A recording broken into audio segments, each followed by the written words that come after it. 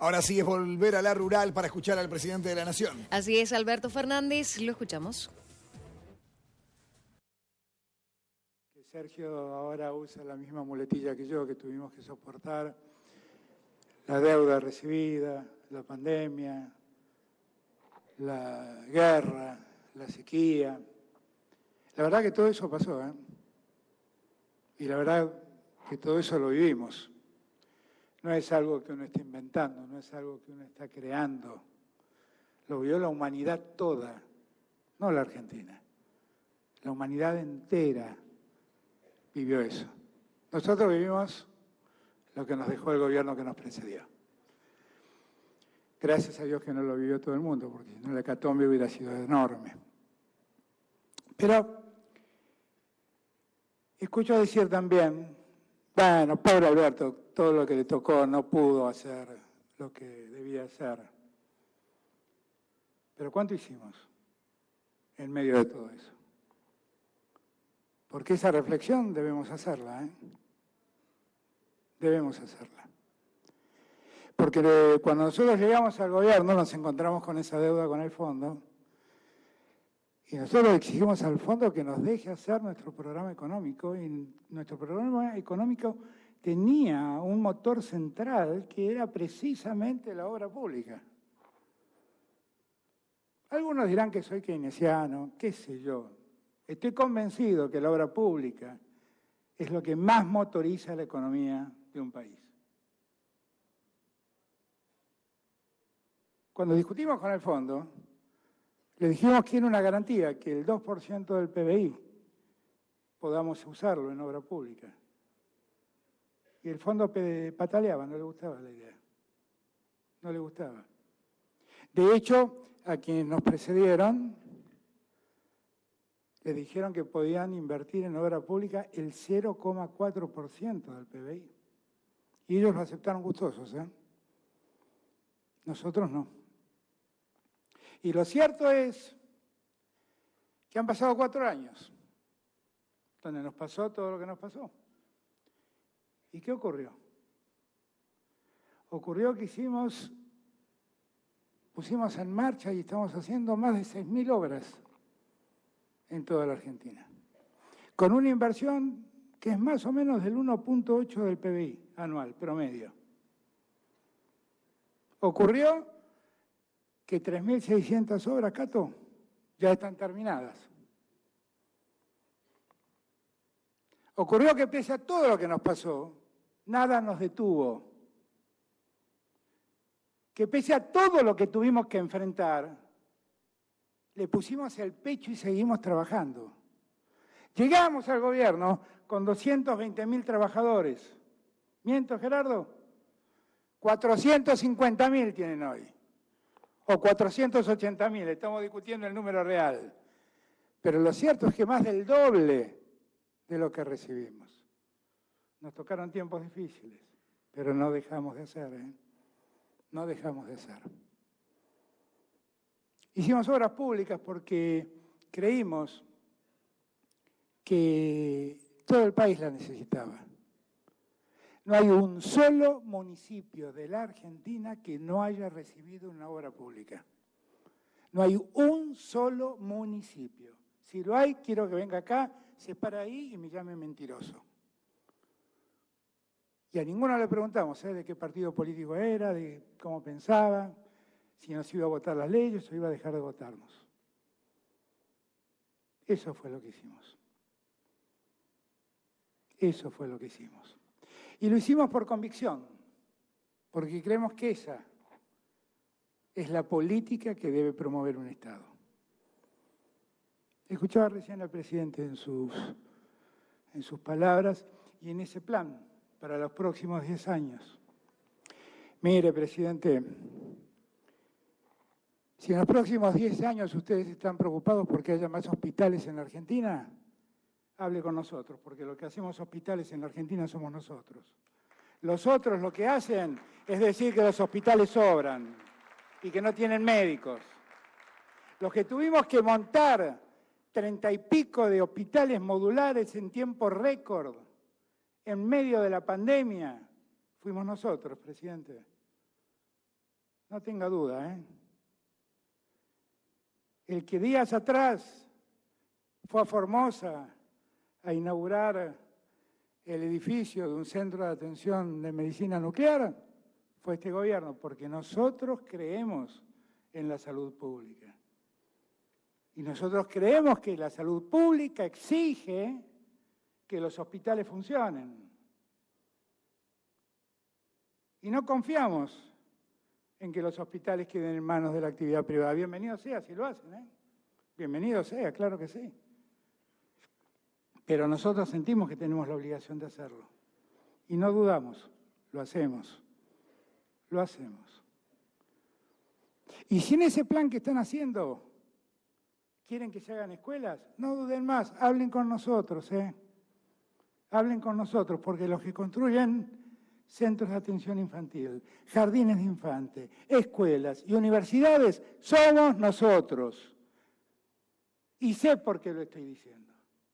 Ahí tengo un ministro extraordinario, que es un orgullo para mí, que haya sido mi compañero ministro en estos 4 años. Se llama Gabriel Catopodis.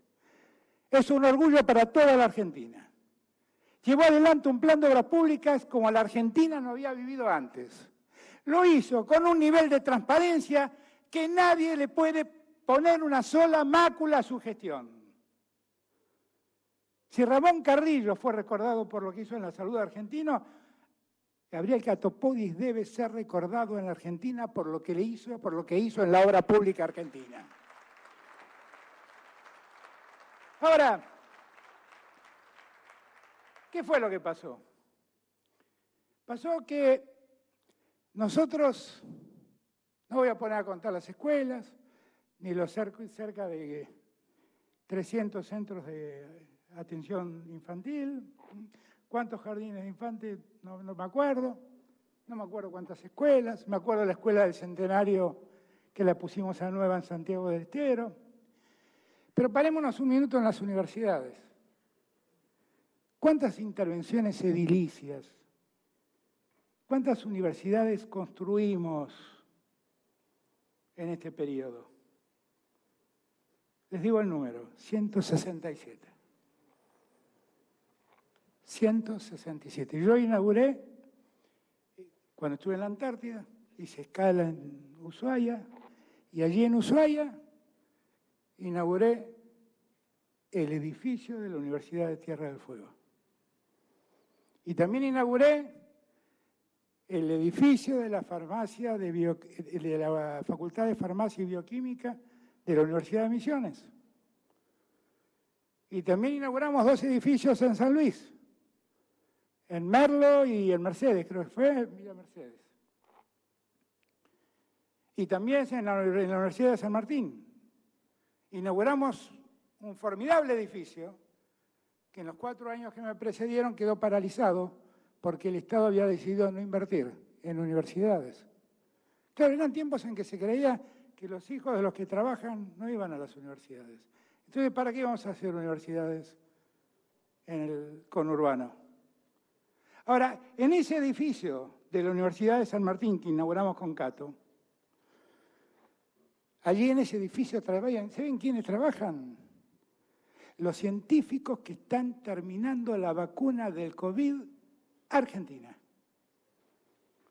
Trabajo de universitarios, científicos universitarios de la Universidad de San Martín, del CONICET y de una empresa privada. Todos asociados para producir en Argentina la vacuna contra el COVID. ¿Qué es una vacuna? Sépanlo, vamos a tener que darnos todos los años como nos damos la vacuna contra la gripe. Pero lo que no nos va a volver a pasar es que vamos a andar mendigando por el mundo la vacuna porque la vamos a hacer acá. Así como ocurrió en Tierra del Fuego, en Misiones, en San Martín, en Florencio Varela, en la Universidad Arturo Jaureche, 167 intervenciones edilicias hicimos en todas las universidades del país. ¿Quién me precedió? Hizo una. Si le preocupan quién construye las escuelas y quién construye universidades, no discuta más. Venga a hablar con nosotros. Dentro de todo esto, nos preocupa también la logística. Claro que sí. Nos preocupa el transporte. Claro que nos preocupa. Y por eso hicimos miles y miles de autovías que conectan a la República Argentina, que favorecen que la producción argentina se movilice hacia los puertos del Paraná o hacia los puertos del Río de la Plata. Todo eso se hizo con criterio federal. Todo eso se hizo con criterio federal. La misma autovía, la hidrovía, terminó la concesión, la tomó el Estado. En el primer año el Estado ganó 38 millones de dólares administrando la hidrovía. Y tenemos que darle mucha potencia a esa hidrovía, porque por esa hidrovía se abaratan los costos, se abaratan los fletes, y viene toda la producción del norte del país. Todo eso es lo que hicimos. Paro ahí. ¿Le preocupa la construcción de casas?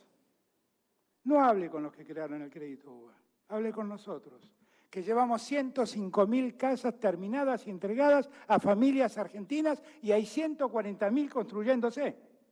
Y hay 70.000 créditos dados a familias para que construyan sus casas.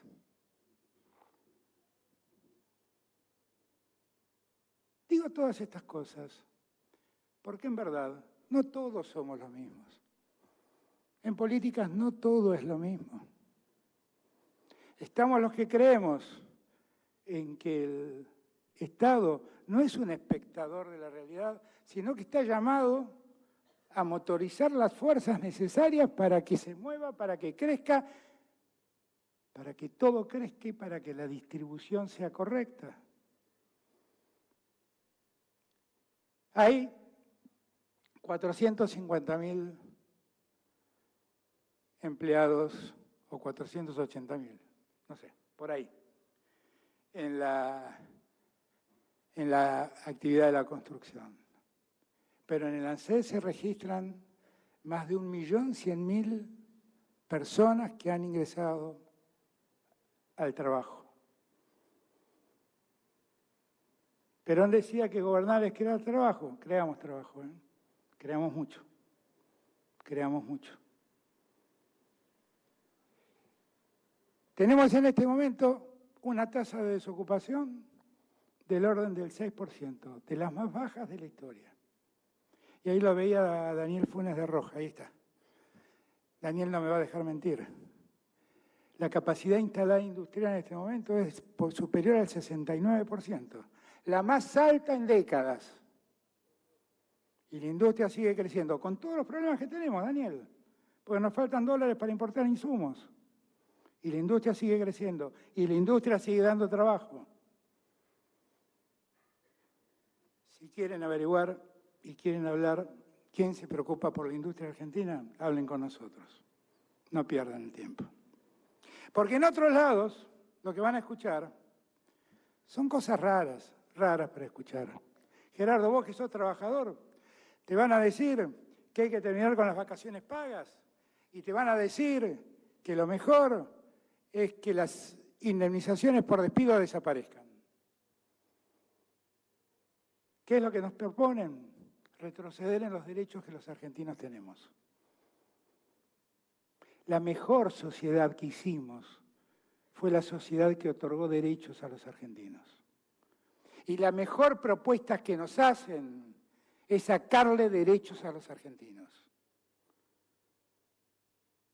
¿Sabe qué nos hizo? Un día Angela Merkel me preguntó, yo le conté un poco cómo era la educación pública. Yo soy un peronista hecho y derecho, orgulloso.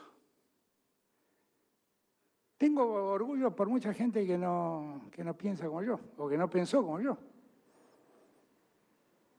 Yo la verdad tengo mucho orgullo por Sarmiento.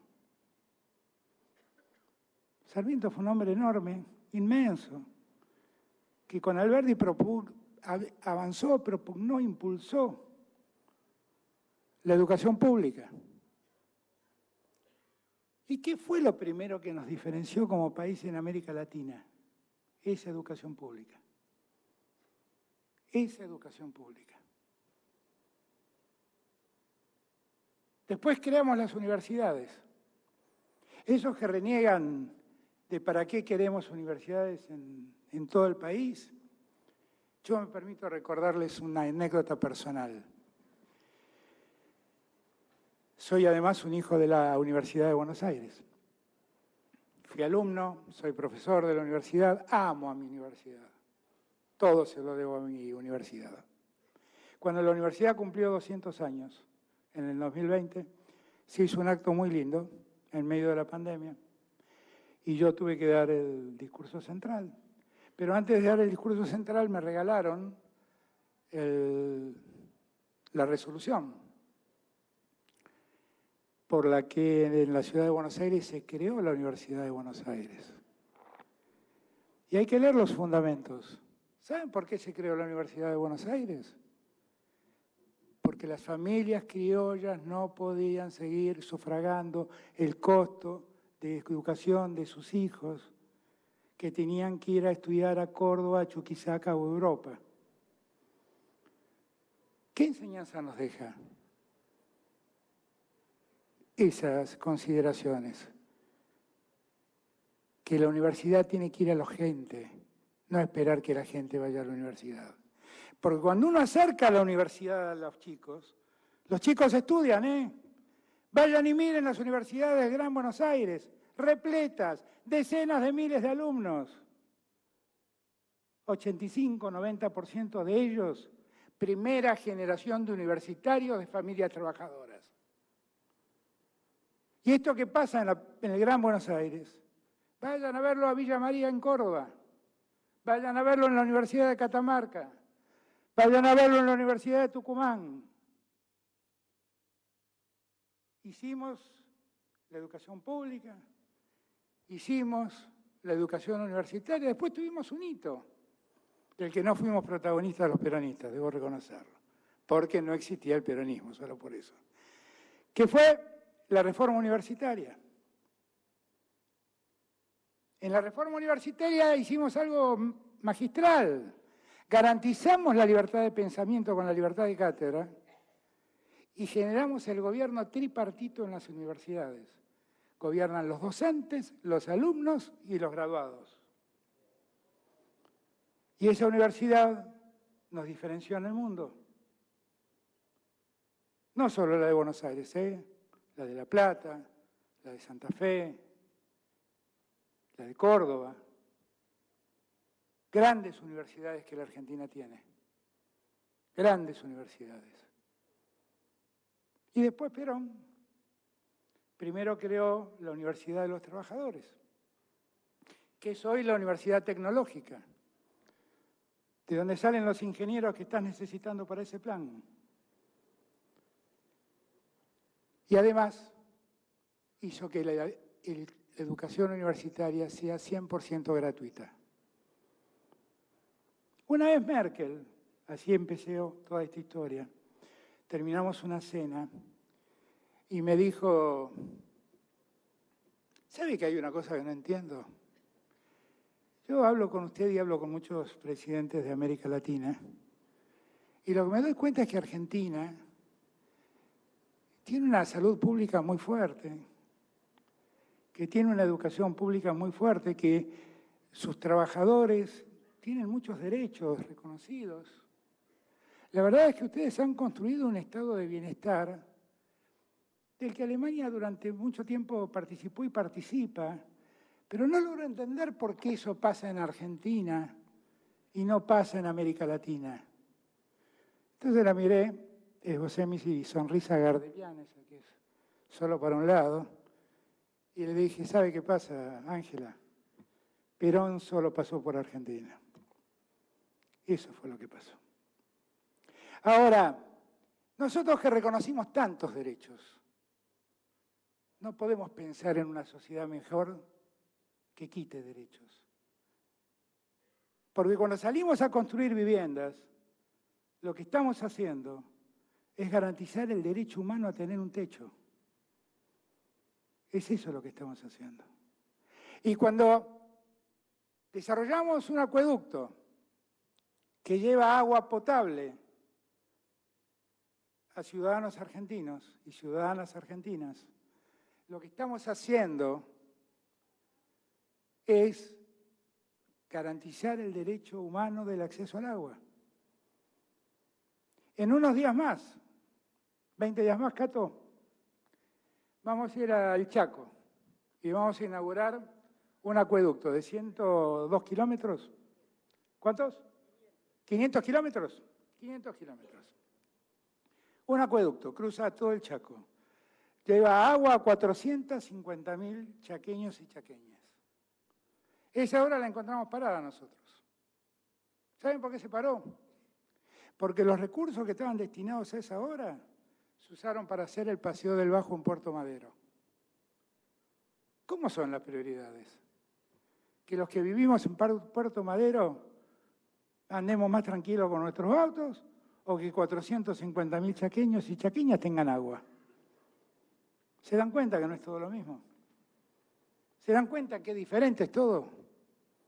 ¿Se dan cuenta de lo que nos estamos jugando? Ustedes me dirán, bueno, flaco, pero tenemos una inflación muy grande. Sí, tenemos una inflación muy grande, es verdad. Yo recibí el 54%, no recibí cero, ¿eh?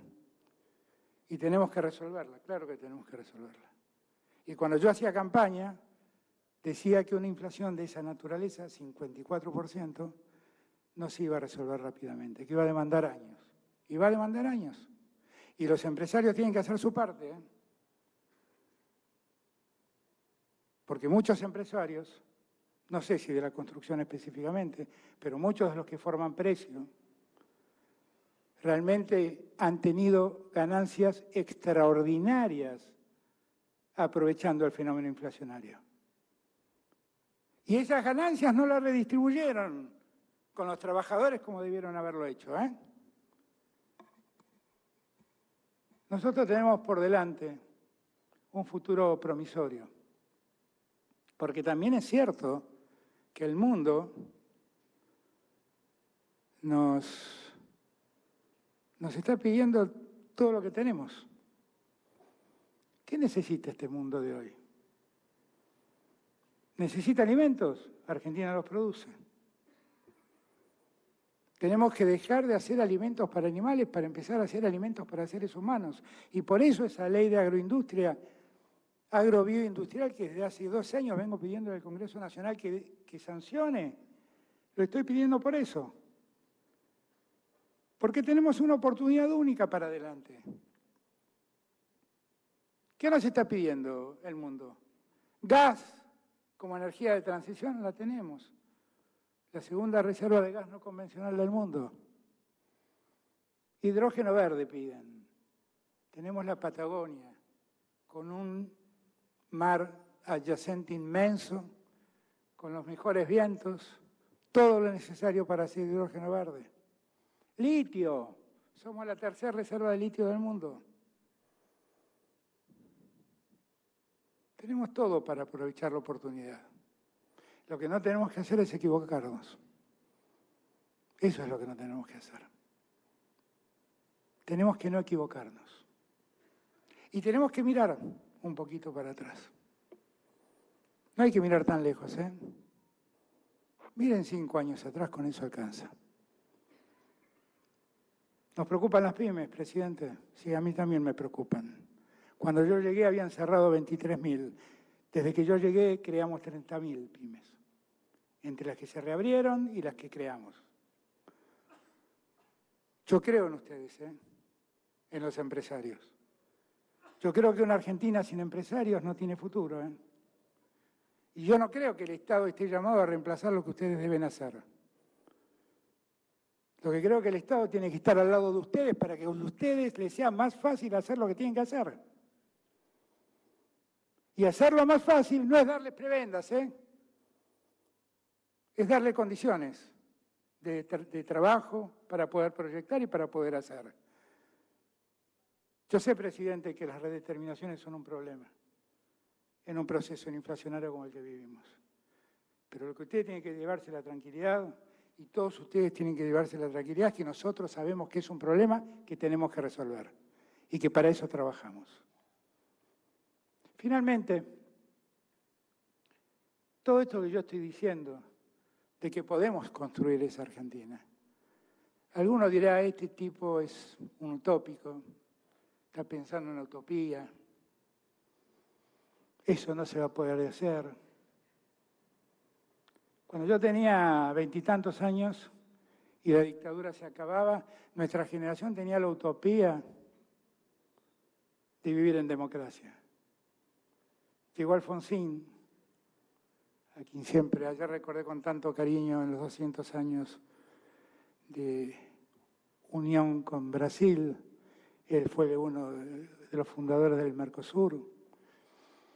Y con Alfonsín vivíamos de sobresalto a sobresalto, porque cada tanto algún militar se pintaba la cara y amenazaba con romper la democracia. Pero resulta ser que aquella utopía que teníamos se convirtió en realidad. Y este año celebramos 40 años de democracia. Cuando yo termine mi mandato, se cumplirán 40 años de democracia en la Argentina.